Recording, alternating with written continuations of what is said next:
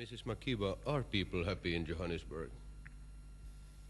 That depends on which people you're talking about. When we speak of people in Johannesburg, we have to be specific in that in South Africa there are two separate communities, and that's the white community and the black community.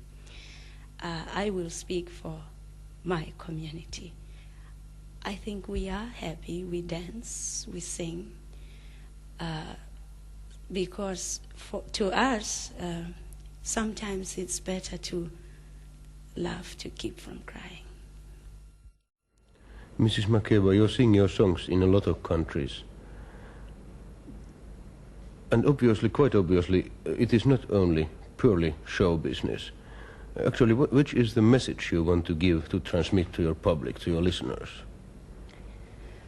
Well, I always feel that even though one is an artist, that we are first human beings and we live in the same world as any other person, so that we as artists should never close our eyes to what is happening around us.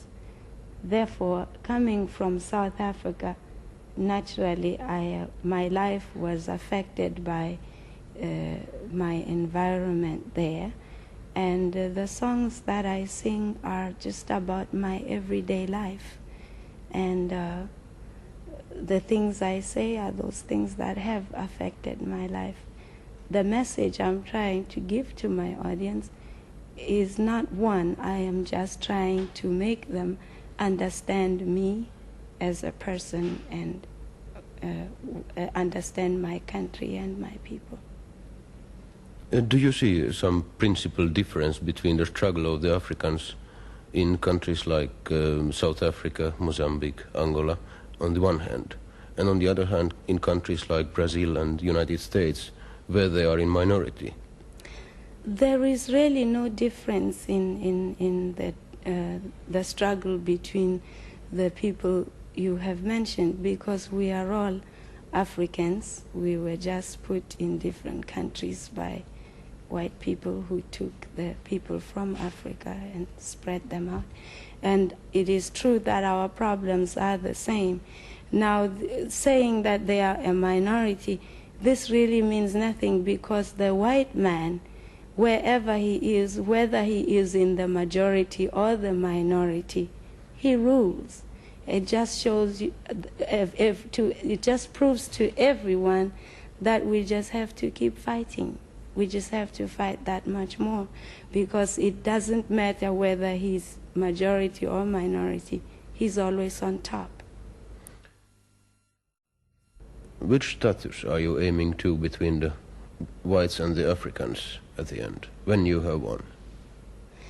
That will depend on them. We are not worried about them. We are just worried about ourselves. It is our country.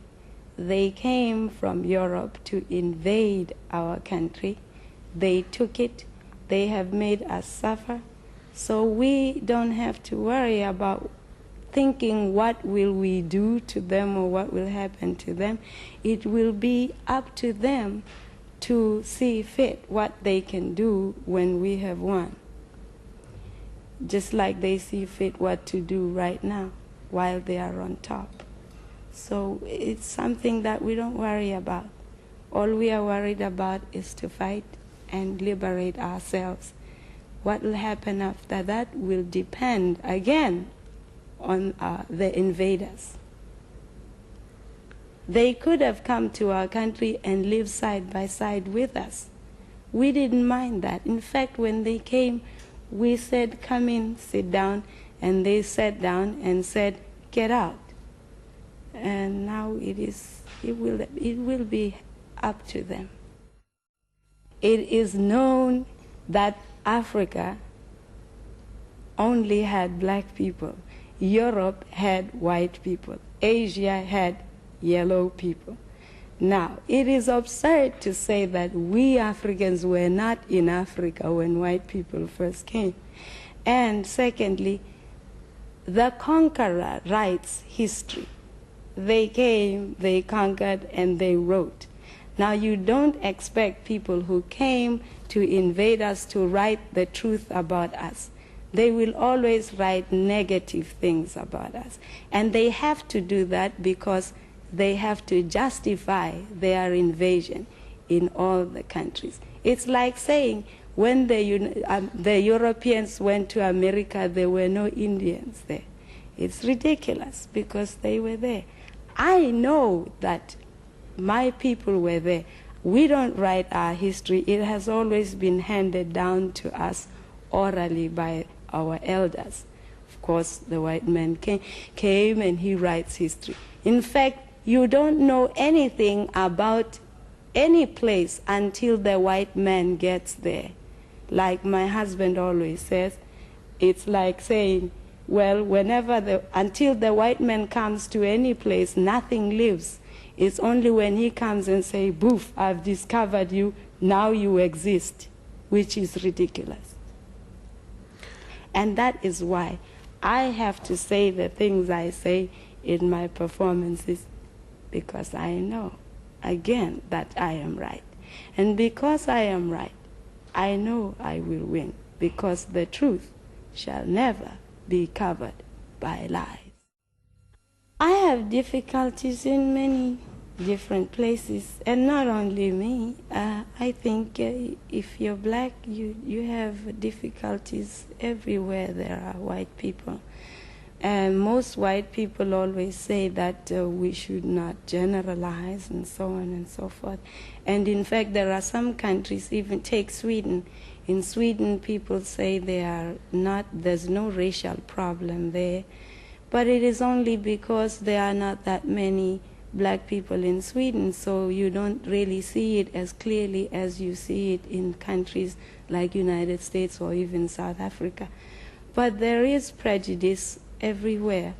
For instance, in Sweden, we were performing there, and my guitarist, who isn't really white, he is Brazilian, and he looks white because he's an albino.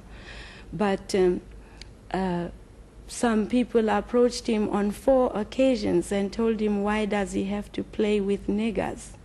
And this was in Sweden, where people really often say they have no problem.